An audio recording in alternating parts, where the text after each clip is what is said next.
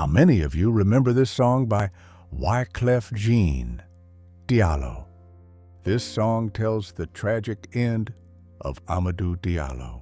Amadou Diallo was a 23-year-old immigrant from Guinea who was tragically killed by New York City police officers on February 4, 1999, in a case that sparked widespread outcry about police brutality and racial profiling in America. Born in Liberia to Guinean parents, Amadou spent much of his childhood in Guinea and later in Thailand, where his family ran a business. In 1996, Amadou came to the United States seeking better opportunities. He settled in the Bronx, New York, where he worked as a street vendor selling socks, gloves, and videos. He was known by those who knew him as quiet, hardworking, and kind. On the night of February 4, 1999, Diallo was standing near the entrance of his apartment building when 4 plainclothes NYPD officers approached him. The officers were part of the street crimes unit and later stated they thought Diallo matched the description of a serial rapist in the area. When they approached, Diallo reached for his wallet, possibly to show identification. The officers mistook the wallet for a gun and opened fire, discharging 41 bullets, 19 of which struck Diallo, killing him instantly. He was unarmed.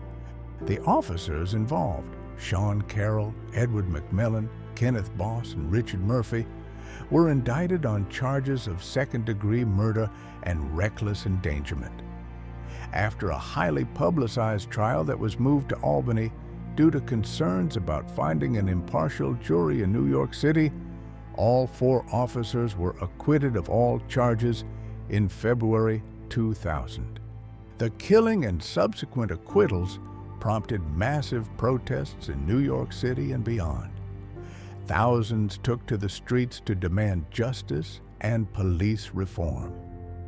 The case became a powerful symbol in the ongoing national conversation about law enforcement's treatment of Black Americans and immigrants. In response to the widespread outrage, the NYPD implemented several reforms, including disbanding the aggressive street crimes unit and revising policies on using force. The Diallo family filed a civil lawsuit against the city and reached a $3 million settlement in 2004. Amadou Diallo's name continues to be invoked in discussions about police violence, racial profiling, and systemic reform.